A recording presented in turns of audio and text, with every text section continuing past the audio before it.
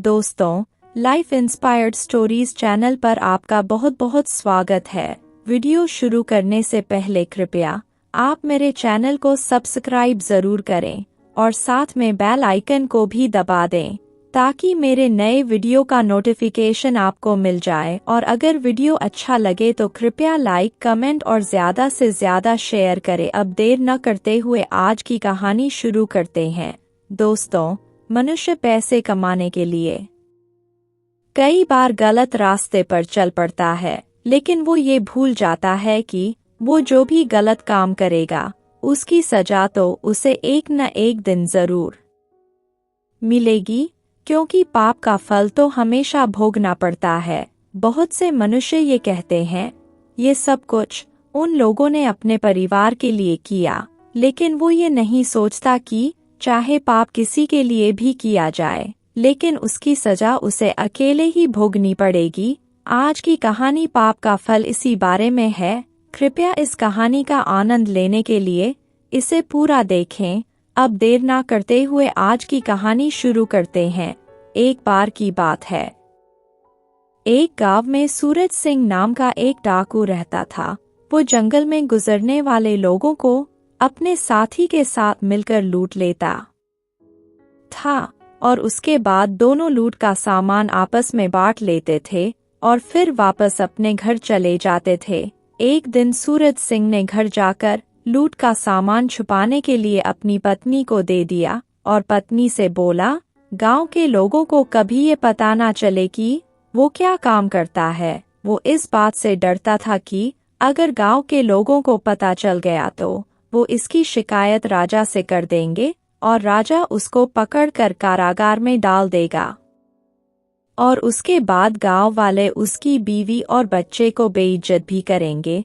अपने पति की बात सुनकर वो बोली, तुम इस बात की चिंता मत करो, मैं इसके बारे में किसी से भी बात नहीं करूंगी। सूरज सिंह की पत्नी बहुत लालची थी। उसने अपने पति से कहा, तुम इसी तरह से रोज गहने और पैसे लूट कर लाया करो ताकि हमारा और हमारे बच्चों का भविष्य उज्जवल हो सके। लेकिन साथ में वो ये भी कहती कि हम अपने बच्चे को तुम्हारी तरह डाकू नहीं बनाएंगे, बल्कि उसे एक अच्छा इंसान बनाएंगे। उसकी बात सुनकर सूरज सिंह ने कहा, हम उसे डाकू क्यों नहीं बनाएंगे? आखिर डाकू बनने में क्या बुराई है? इसमें भी अच्छी खासी कमाई हो जाती है और अगर कभी कोई अच्छी आसामी हाथ लग जाए तो बहुत समय काम नहीं करना पड़ता। सूरज सिंह की बात सुनकर उसकी पत्नी बोली, तुम चाहे कुछ भी बोलते रहो, लेकिन मैं अपने बच्चे को डाकू नहीं बनने दूंगी, बल्कि उसे एक अच्छी जिंदगी दूंगी ताकि वो अपना जीवन अच्छे से गुजार सके और उन्हें अपने जीवन में कभी कोई परेशानी ना हो। आखिर हार कर सूरज सिंह ने कहा, ठीक है, जैसा तुम्हें ठीक लगे वही करना, मैं अब तुम्हारी बात कैसे काट सकता हूँ। सूरज सिंह अभी ये सब बातें अपनी पत्नी से कर ही रहा था कि तभी उसका बेटा स्कूल से वापस आ गया। उसने सूरज सिंह को कहा, पिताजी, मैं आज अपनी क्लास में अव्वल आया हूँ और इस कारण कक्षा के सभी बच्चों ने मेरे लिए तालियां भी बजाई। सूरज सिंह उसकी बात सुनकर बहुत खुश हुआ। उसने कहा, ये तो बहुत अच्छी बात है, लेकिन तुम इतना क्यों पढ़ रहे हो? तुम तो मेरी तरह डाकू बनना और खूब लूटपाट करना और मेरा नाम रोशन करना। सूरज सिंह की बात सुनकर उसका लड़का बोला, नहीं पिताजी, मैं डाकू नहीं बनना चाहता, मैं तो बड़ा होकर डॉक्टर बनूंगा। अपने बेटे की बात सुनकर सूरज सिंह बोला, क्यों बेटा, डाकू बनने में क्या बुराई है? मैं भी तो यही काम करता हूँ और तुम्हारे दादाजी भी तो डाकू थे। सूरज सिंह की बात सुनकर उसका बेटा बोला, पिताजी, मेरे अध्यापक कहते हैं कि डाकू बहुत बुरे होते हैं, वो दूसरों की कमाई लूट लेते हैं, इसलिए उनसे कोई प्यार नहीं करता, सब उनसे नफरत करते हैं, इसलिए मुझे डाकू नहीं बनना। सूरज सिंह अपने बेटे की बात सुनकर बोला, ठीक है बेटा, जो तुमने बनना हो वही बनो। इतना कहकर सूरज सिंह बाहर चला गया और अपने साथी के पास चल देता है। अपने साथी को लेकर सूरज सिंह चौपाल पर आ जाता है। उसके साथी ने पूछा, सरदार आज मुझे किस लिए बुलाया है? अपने साथी की बात सुनकर सूरज सिंह ने कहा, हरिया मैंने तुम्हें किसी काम से ही बुलाया है। हरिया ने पूछा, तो सरदार क्या आज हमने डकैती डालने के लिए जाना है? सूरज सिंह ने कहा, हाँ आज हम डकैती डालने जा रहे। उसके बाद दोनों डकैती डालने के लिए निकल पड़े और कुछ देर के बाद ही वो जंगल में पहुंच गए। जंगल में पहुंचकर दोनों ने रास्ते में बड़े बड़े पत्थर रख दिए ताकि वो लोगों का रास्ता रोककर उन्हें लूट सके। रास्ते में पत्थर रखकर दोनों पेड़ के पीछे जाकर छुप गए और शिकार का इंतजार करने लगे। बहुत समय बीतने के बाद हरिया ने सूरज सिंह से कहा, सरदार लगता है आज हमें खाली हाथ ही घर जाना होगा। हमें यहाँ छुपे हुए बहुत समय हो गया है, लेकिन अभी तक कोई भी व्यक्ति इस रास्ते से नहीं गुजरा। लगता है आज भगवान हमारे ऊपर मेहरबान नहीं है। सूरज सिंह ने उसकी बात सुनकर कहा, भले ही हमें काफी समय हो गया, लेकिन थोड़ा और इंतजार करते हैं, शायद कोई आ जाए और फिर हमें खाली हाथ वापस नहीं जाना होगा। अभी वो दोनों बातें कर रहे थे कि तभी घोड़ों के चलने की आवाज आई। वो दोनों ये आवाज सुनकर चौकन्ने हो गए। तभी उन्हें एक रथ नजर आया जिसमें एक व्यापारी बैठा हुआ था। उस व्यापारी ने जब रास्ते में पत्थर देखे तो उसने रथ को रोक दिया और सोचने लगा कि इतने सारे पत्थर रास्ते पर कौन रख गया। फिर उसे अपने नौकर की बात याद आई कि जंगल के रास्ते से मत जाना। ये सोचकर वो थोड़ा डर गया और सोचने लगा, मेरा ही दिमाग खराब हो गया था जो यहाँ से आ गया।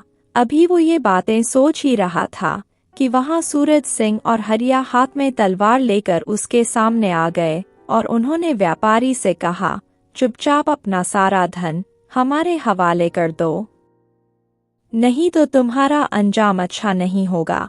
तुम्हारी भलाई इसी में है कि तुम चुपचाप हमारी बात मान लो, और अगर तुमने कोई चालाकी दिखाने की कोशिश की तो तुम्हें जान से मार दिया जाएगा। व्यापारी ने सूरज सिंह की बात सुनकर कहा, क्या तुम जानते हो तुम किससे बात कर रहे हो? मैं राजा का खास आदमी हूँ और राजा के काम से ही दूसरे गांव जा रहा हूँ। अगर तुमने मुझे लुटा तो राजा तुम्हें जिंदा नहीं छोड़ेगा।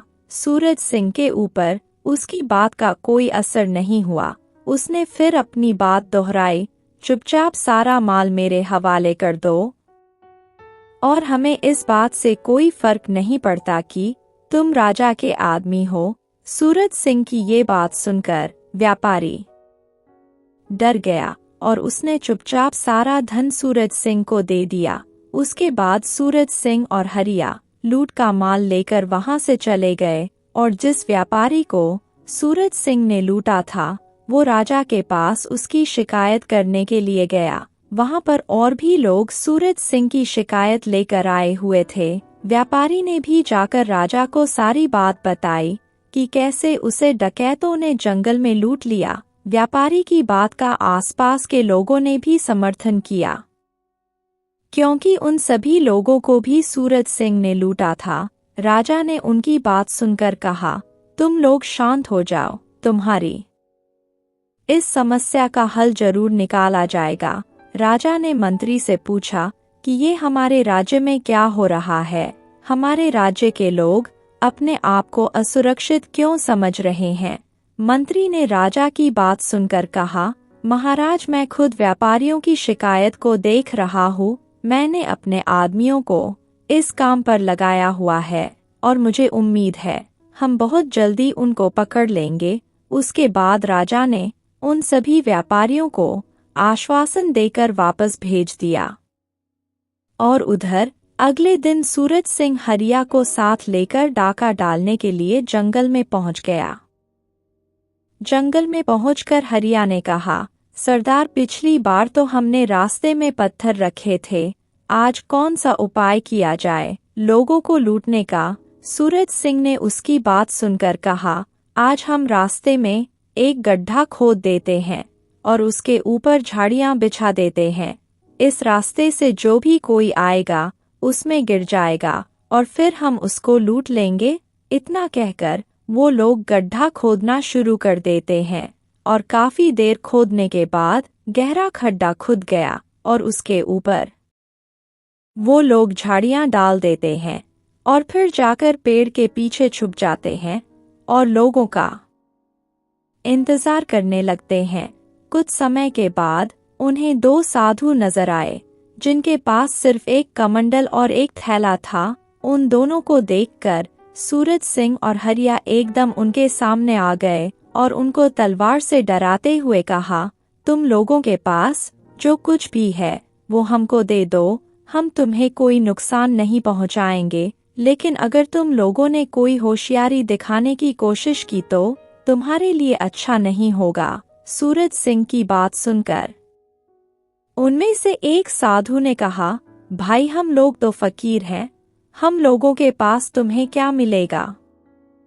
हमारे पास तो सिर्फ एक कमंडल और एक थैला है जिसमें कुछ खाने के लिए रखा है, इसके अलावा हमारे पास कुछ नहीं है। सूरज सिंह ने उसकी बात सुनकर गुस्से से कहा, हम तुम्हारी बात पर कैसे विश्वास करें? पहले अपना थैला और कमंडल हमें दिखाओ, उसके बाद हमें पता चलेगा कि तुम झूठ बोल रहे हो या सच। उसकी बात सुनकर साधुओं ने अपना कमंडल और थैला सूरज सिंह को दे दिया जैसा कि साधुओं ने कहा था। उन्हें थैली में सिर्फ खाना ही मिला। जब उनको विश्वास हो गया तो एक साधु ने सूरज सिंह से कहा, तुम लोग ये लूटपाट क्यों करते हो? सूरज सिंह ने कहा, हम ये सब कुछ अपने परिवार के लिए करते हैं ताकि हम उन्हें एक अच्छी जिंदगी दे सके। साधु ने सूरज सिंह की बात सुनकर पूछा, क्या तुम्हारे परिवार वाले जानते हैं कि तुम क्या करते हो और सारा धन कहाँ से लाते हो? सूरज सिंह ने कहा, हाँ वो ये जानते हैं कि हम सारा धन लूट कर लाते हैं। साधु ने पूछा, तुम जो ये सब कुछ लूट कर ले जाते हो वो सब कुछ रख लेते हैं? सूरज सिंह ने कहा, हाँ वो सब रख लेते हैं। हमारे घर में जितने भी लोग हैं वो सब कुछ बराबर बांट लेते हैं। साधु ने फिर पूछा, अगर तुम कल को पकड़े गए तो और राजा ने तुम्हें सजा दी तो तुम्हारे घर वाले बराबर की सजा लेने के लिए तैयार हो जाएंगे या फिर तुम्हें अकेले ही सजा भुगतनी होगी? सूरज सिंह साधु की बात सुनकर चुप हो गया और सोच में पड़ गया और कुछ देर सोचने के बाद सूरज सिंह ने कहा, भला वो लोग हमारे साथ सजा क्यों भुगतेंगे? हम उनके लिए तो डाका डालते हैं ताकि वो खुश रह सके। साधु ने कहा, जब वो तुम्हारे द्वारा लुटा गया सारा माल बराबर बराबर बांटते हैं तो फिर सजा में बराबर क्यों नहीं? इसके बाद साधु ने कहा, तुम एक बात सोचकर देखो, तुम लोग जो ये काम कर रहे हो वो सही है या गलत, और मेरी ये बात तुम अपने परिवार से पूछ कर आओ कि वो तुम्हारे साथ बराबर सजा भुगतेंगे या नहीं। साधु की बात सुनकर सूरज सिंह ने कहा, तुम लोग अपने आप को बहुत चालाक समझ रहे हो। अगर हम अपने परिवार से पूछने गए तो तुम लोग भाग जाओगे। साधु ने कहा, अगर तुम्हें लगता है कि हम लोग भाग जाएंगे तो तुम लोग एक काम करो, हम लोगों को इस पेड़ के साथ बांध दो, फिर हम लोग नहीं भाग पाएंगे। हरिया ने साधु की बात सुनकर कहा, हाँ सरदार, ये ठीक कह रहे हैं, हम लोग इन्हें पेड़ के साथ बांध देते हैं, फिर ये लोग नहीं भाग पाएंगे। सूरज सिंह और हरिया ने दोनों साधुओं को पेड़ के साथ बांध दिया और फिर अपने घोड़े पर सवार होकर अपने अपने घर चले गए। जैसे ही सूरज सिंह घर पहुंचा, उसकी पत्नी ने उससे पूछा, क्या बात है, आज खाली हाथ कैसे आए हो? क्या आज कोई शिकार नहीं मिला? सूरज सिंह ने कहा, मैंने आज तुमसे एक प्रश्न पूछना है। उसकी पत्नी ने कहा, हाँ जरूर पूछिए। सूरज सिंह ने कहा, मैं जो लूट का माल लाता हूँ वो तुम सभी में बराबर का बांट देता हूँ, लेकिन अगर कल को मैं पकड़ा गया तो और मुझे सजा मिली तो क्या तुम मेरे साथ सजा पाने के लिए तैयार हो? उसकी पत्नी ने कहा, मैं भला तुम्हारे साथ सजा क्यों पाऊंगी? लूटपाट तो आप करते हो, मैं तो औरत हूँ, मेरा काम है घर के कामकाज देखना, और आप जो भी धन लाते हो मैं उस धन से घर का खर्च चलाती हूँ, तो फिर मैं आपकी सजा में आपका साथ क्यों दूंगी? सूरज सिंह अपनी पत्नी के मुंह से ये सुनकर उदास हो गया और उसके बाद सूरज सिंह अपने बेटे के पास गया और उसको बोला, बेटा, जो मैं लूट का माल लाता हूँ वो तुम सब में बराबर का बांट देता हूँ, और अगर कल को मैं पकड़ा गया और मुझे सजा मिली तो क्या तुम मेरे साथ सजा पाने के लिए तैयार हो? सूरज सिंह की बात सुनकर उसका बेटा बोला, पिताजी, मैं तो आपका बेटा हूँ, आपकी जिम्मेवारी है कि आप मुझे एक अच्छा जीवन दे, अच्छी शिक्षा दिलवाएं, और अगर उसके लिए आप लूटपाट करते हैं तो उसमें मेरा क्या दोष है? मैं आपके साथ सजा क्यों पाऊंगा? पत्नी और बच्चे के मुख से ये बात सुनने के बाद सूरज सिंह बहुत दुखी हो गया। और यही सब बातें हरिया के साथ भी होती हैं, और उसके बाद दोनों वापस गांव की चौपाल पर मिलते हैं।